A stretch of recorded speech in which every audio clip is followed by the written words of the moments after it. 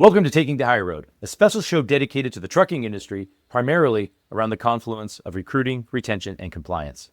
In the fifth year as the host of this show, I bring over 2 decades of industry experience, both on the carrier side as well as the vendor side. Throughout the year, I interview industry experts and thought leaders who bring their insight to the driver lifecycle as we discuss the industry's greatest challenges. I always appreciate your feedback, good or bad. Don't forget to leave a rating and a review. I'd also like to thank and highlight the show's valuable sponsors.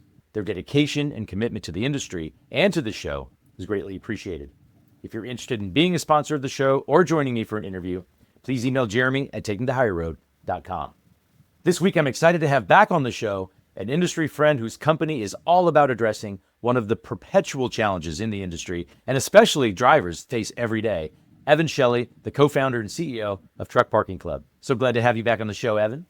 Yeah, thanks for having me again. Well, since we last connected back in September of 2023, I think, you've continued to expand both in parking availability and staff. I consistently see you at industry events and a number of folks from the Truck Parking Club team. They're always engaged. For the few listeners who may not be familiar with Truck Parking Club, perhaps you can provide some background on the company and how it's solving the parking conundrum. And I'd love to hear how things have been going the past couple of years, especially as we continue to be just mired in this ongoing freight recession. And I'm curious if you've had to, pivot in any way as a result, or if there's been any sort of evolution to your roadmap since we last connected. I know truck parking continues to be a top concern for drivers, according to ATRI's annual top industry issue survey. So perhaps you can share how you define success, both for TPC and for this industry, just as an issue going forward. I know that's a lot, but lastly, I'll make sure we touch on this episode's industry health question, which is sponsored by Project 61. So I think we're ready to dive in? Yeah, sounds good. All right. Well, before we do that, I do want to plant this seed. At the end of our conversation, I'm going to ask you for a book recommendation. So something that you've read that's been impactful. So sort of you could put that question in your pipe and we'll talk about it a little bit later. But for the few listeners who may not be familiar with Truck Parking Club, can you share a bit of your origin story and how exactly you're helping to solve this significant industry challenge? My background is real estate. That's how I found out about the truck parking issue. So I had always been interested in real estate. I went to school for civil engineering. Then I started working in general contracting and site development for a year or so after getting out of college. And I went out on my own and started flipping houses and did a lot of that in Florida. And then that got a little mundane and I started doing large scale land deals where I would go out and find pieces of property that were under entitled and re-entitle them for something that would make the property of higher value and then flip it to a developer. And through doing those deals, I found out about the truck parking issue through a piece of property that I had that was zoned industrial. I went to the municipality and said I wanted to develop it for truck parking. And they told me that they wouldn't support it, even though it was zoned industrial, and they didn't think anyone would support it. When I talked to investors and people in the industry, everyone was saying there was a huge need for truck parking and that it was a great investment, obviously if you could buy it at the right price. So Truck Parking Club, we're a 2-sided marketplace where we help truckers find a reserved parking through our mobile app and website. And we help property owners and businesses monetize their extra space with truck parking. So ultimately, there's one space for every 11 trucks. The average driver takes 56 minutes to find parking on a daily basis. What we do is go out and find existing space from trucking companies with extra space in their yard, tow truck companies, truck repair shops, CDL schools, truck parking operators, truck stops. Any space that's suitable for truck parking, we can get them in the business of truck parking the same day. And ultimately, we've been able to add tens of thousands of truck parking spaces by leveraging existing space and technology. So ultimately creating more options for drivers to get suitably parked. You said you started in 2021. That was right in maybe the last really good year, or right, in the early part, probably a little bit before we started to really see the freight recession, the downturn that we've been experiencing ever since. And even though that was where you got your start, you still, because you've been solving and addressing such a critical industry issue, it seems like you've grown quite a bit. And I know, again, it's been a challenging time for most people. I don't know any company that's like banging on all cylinders, But how are you, even in the midst of that, how are you continuing to add parking availability and facilitate the ongoing demand? I officially started the business in late 2022, which I think, was things were starting to change quite rapidly around that time. I think I was just naive. I just didn't know any better. And I knew there was a problem. Everyone within the industry, agreed that there was an issue. So I just went for it. The market hasn't been quite weak. I think most people would say the last couple of years, but ultimately there's still a problem to be solved. And we've been able to grow quite quickly. I think the last time I was on this show, we were probably 100 or so locations, and we're almost at 2,000 locations now. I think we're at 1,969 locations as of today. We add about 8 to 10 new locations per day, and we have tens of thousands of drivers that actively use us to find parking. We've continued to scale through this tough market, and I think it just speaks to the problem that exists within truck parking. And in fact, it has been throughout this period of time. I mentioned ATRI's top 10 industry issue survey, like it's at or near the top for drivers throughout this period. So it's not just because of the demand for freight and therefore all of a sudden parking is an issue. It's going to get worse, I'm certain, when things pick up. But even in the absence of that, it is still a really big issue. And you mentioned one space for every 11 trucks, right? Yeah, that's a common stat Yeah, that comes from the ATA. Yeah, I've heard that before, and I think that's just crazy. And the fact that it takes, upwards of an hour of a driver's, productivity and, opportunity cost that's lost with trying to find parking. So definitely striking a chord, which is really cool. But since we last connected, you talked about that growing from 100 to almost close to 2,000 locations. Any other like sort of major pivots or any particular like achievements or milestones? Not that that's not pretty significant one that you've reached that you want to touch on.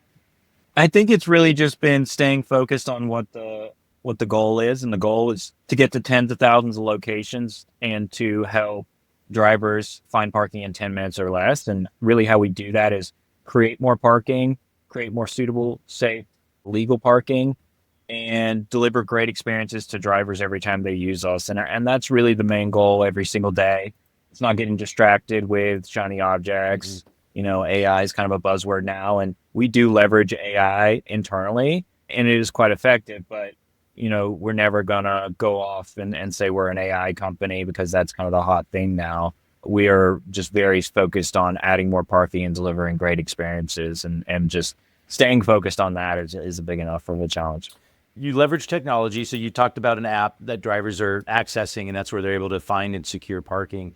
I would say overwhelmingly, there's been a lot of support and interest in what you're doing. But I've also heard and seen, just because we're both, I know, active on LinkedIn, I've seen some critical positioning from and messaging from drivers. A lot of times some old school sort of drivers in that mindset, usually just being frustrated with having to pay for parking that used to be free and that sort of thing. How does that impact you? Does that, what are your thoughts on just that? I know it's overwhelmingly positive, but still, once in a while, you get some of these frustrated drivers. Yeah, I mean, it's true for any business, right? You're going to have some people that do not like whatever you're doing.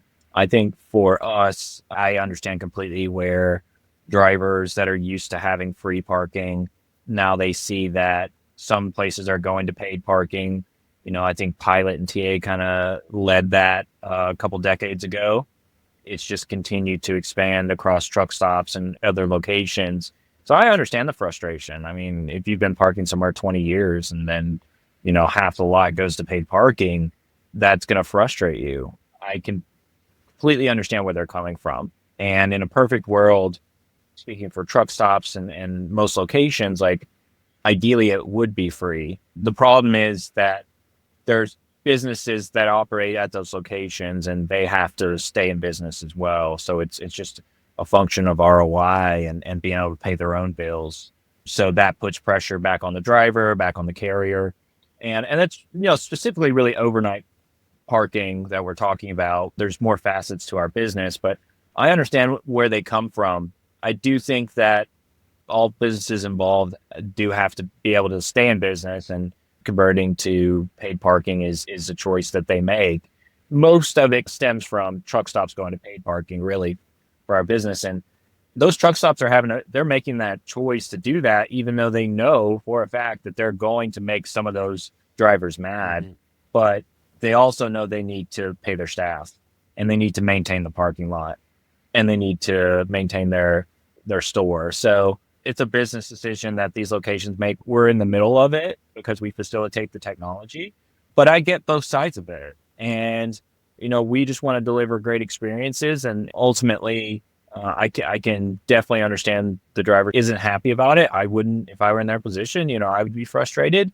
But also, a lot of the feedback is, this parking lot used to be really trashed up and say negative things about it, but then it converts to paid parking and they have someone that's actually watching the lot and cleaning the lot. You start seeing positive reviews because we have reviews on our site. So you can go to those locations and see what people say.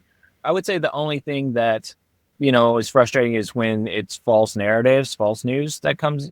It's very unfortunate when people start saying things that aren't true and try to destroy a business that is really just working to solve a problem.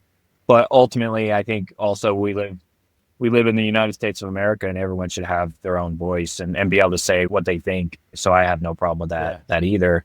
We know what we stand for. We know what our values are. We know what our ethics are. Half of our team's former drivers. So that really creates the culture for the company. And we do everything we can to help drivers have a great experience when they park with Truck Parking Club. And, as long as we feel good about that, we feel good about our values, we believe we're doing the right thing. And we've got tens of thousands of drivers that say the same thing. Do fleets pay oftentimes for their drivers for the ability to park, or do drivers pay themselves, or is there a mix? What does it look like from your side? A lot of carriers are now paying for their drivers parking. We're helping to lead the charge on that because we make it very, very easy to do. It's not universal yet, but I think there's a lot more carriers that are paying for parking now that Truck Parking Club exists than there was before we started. And we continue to see carriers more and more often pay for their drivers parking because of the stress that it relieves on a daily basis, the retention that it creates for companies. They see those benefits and they see that it's a competitive edge to be a better carrier. And so we see really by the day more and more carriers paying for their drivers parking, but not all carriers do pay for their parking. So, company drivers can be put in a tight spot if they're having to pay for parking for equipment that they don't own. I can understand that argument as well being tough. But with that being said, 60 or so of the top 100 fleets, their drivers have used Truck Parking Club. It is being rapidly adopted by carriers and company drivers. And that's great to hear. And especially as we were talking about ATRI earlier, again, in that top 10 survey, if a company's top 10 issues are driver retention, recruiting, and those sorts of things, and if you want to improve on that, then you should be listening and paying attention to the issues that the drivers face and reference all the time. And that is always high on the list is truck parking.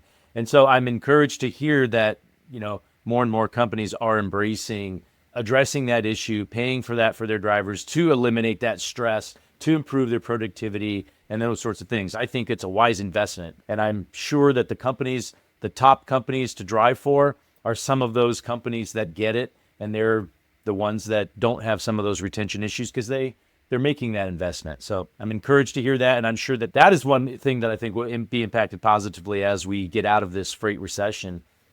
I think you'll see a lot more companies embracing that and recognizing that as a retention tool or even a recruiting tool for them. Yeah, I think it's going to naturally go that direction. I think it already is, to be honest. It's just not being talked about that much, but it is a very strong tool. And I think the thing that Truck Parking Club is doing and that we have to continue doing is educating carriers on what we actually do. Because there's many times we sit down with a carrier, they have 300, 500, 1,000 trucks. The first thing they say is, you're trying to force my drivers into paying for parking. And it's like, no, we're not trapping drivers into paying for parking. The next question is, how many hours a day are your drivers driving out of the allowed, 11 out of 14 hours? Well, 8 and a half, 9. It's like, okay, imagine that you increase that by 60 minutes across your entire company and you leverage Truck Parking Club as a tool to use us when you need us. If they can find that free parking for that night, great. But if they can't, we've got something 60 more miles down the road that they can pay $20 for. That's a win for you all. That's how you want to leverage us, not that you have to use us all the time. Use us when you need us. And ultimately what we find, once they leverage us as a tool and they see the productivity and the retention, the reduction of stress, it's like, oh, this is a great tool that we should be using more often, because the ROI does make sense. I would believe that 100%. I mentioned earlier, about the growth, and you've added some people. You talked about some of the folks on the team, some of them who I know, the ones that are former drivers even. And, I'm seeing them at events, pretty often. How important is it to be involved and engaged and present at industry events just that are, held across the country? It's almost everything, to be honest. For newer companies, right? We're 29 months old. So we have to be at events, meeting with our current customers and new customers, especially on the executive side, talking with carriers, talking with brokers, talking with partners, just creating relationships that, hey, we're the real deal. We believe in what we're doing. We're here for the long run. We want to help you do your respective jobs better, whether that's a driver, whether that's a broker, whether that's a technology partner.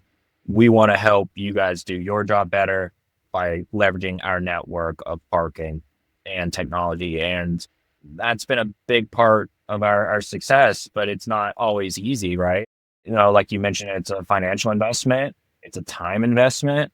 It's there's a lot of, from a mental, psychological standpoint, if you're on the road for 3 weeks at a time, it's not easy. So, my team feels that. I feel that being out here on the road, but it's all worth it. I come from real estate. Relationships are everything in real estate. Same thing, fortunately, in transportation and logistics, very, very similar. From the very beginning, I started going to industry events. I knew no one, essentially. And I think that's critical. I mean, if you want to be in logistics, transportation, trucking, you got to be out here with everybody, seeing what's going on, understanding what's going on, or you're going to have a really hard time being successful, I think.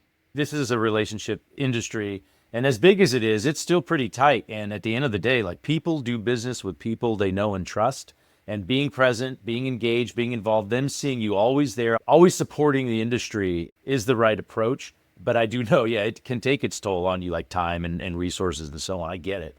A couple more questions, but before we go, how can carriers, fleet owners, even, solo contractors learn more about Truck Parking Club? Where should we direct them? Just go to truckparkingclub.com. You go on there, you can see all of our locations there on the home screen with the map. If you want to add a location, if you're a carrier that has extra space in the yard, a warehouse owner that has extra space, any space that's suitable for parking, you can click Become a Property Member in the top right-hand corner, and that'll take you to a landing page that will answer probably most of the questions you have, and you can click Get Started and add your location. And if you're a driver, you can sign up and just with a phone number, email, password, and you're signed up. And you could book within minutes right there from the site or the mobile app. You can go to either the app stores and type in Truck Parking Club and we'll pop up. Before we go, I want to be sure we take a minute and answer a question during the show's Industry Health segment, which is sponsored by Project 61. And the question is, how does the ability to secure truck parking play a role in improving driver health and wellness? What are your thoughts? I think first and foremost, it's a reduction of stress on a daily basis. I've heard people starting to call it parking anxiety. It's a huge thing for drivers, always in the top 1, 2, or 3 in the ATRI study. I think being able to reduce that on a daily basis is huge. Ultimately, stress kills. It can really do a number on a person, even though it's not, something that is, maybe more visible at first, but becomes apparent. Let's imagine you're a driver and you're out there hundreds of days a year, and you do that for 10 years, and let's say half the time you have parking anxiety. That's probably not great. Obviously, there's not really any studies on it at this point, but I do think that first and foremost, that can be a big part of it. We feel that we're already seeing that just from the feedback from our members. Yeah, no, that makes a lot of sense. And at the end of the day, like, stress, it's not only going to affect you physically, but certainly a mental health issue to address. And so I think I agree with you 100% that from a alleviation, or at least certainly a considerable reduction in what is basically a daily stressful issue, as they have reflected consistently in their top 10 industry issue stuff. So yeah, well said. And last but definitely not least, I want to circle back to that book recommendation. In January of 2025, I formed a trucking industry book club. It's all managed through a cool app, intuitively called Book Clubs. We've got over 80 people in the club, and we haven't really promoted it publicly. That said, if you're listening and you're interested in joining the club, please send me a note on LinkedIn, or you can send an email to jeremy@takingthehigherroad.com, and I can send you an invitation. All right. So, Evan, what book has been impactful to you that you'd like to recommend to the audience?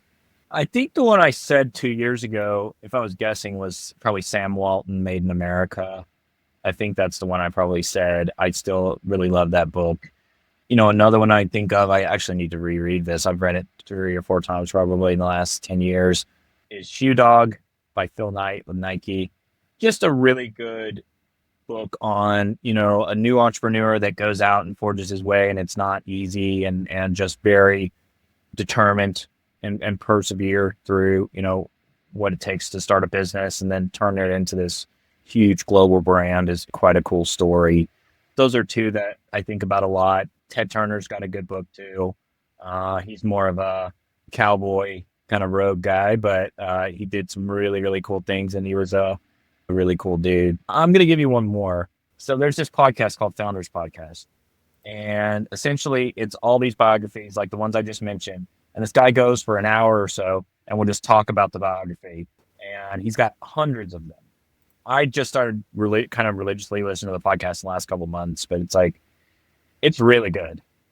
And pretty much any entrepreneur you've ever thought of, he's probably done a podcast on it. What is clear to me is that you draw inspiration from hearing from other entrepreneurial story and their success, the challenges, their journey. So for anybody listening, I think they can relate. That's some of those books, and certainly the Shoe Dog has been referenced a few times. So Evan, thank you so much for joining me. I look forward to seeing you at some upcoming industry events. Yeah, absolutely. Thanks for having me. And thank you for taking the higher road with me. Once again, special thanks to the sponsors of the show. We really appreciate you. If you're interested in being a sponsor or joining me for an interview, please email Jeremy at takingthehigherroad.com. Until next time, thank you for taking the higher road.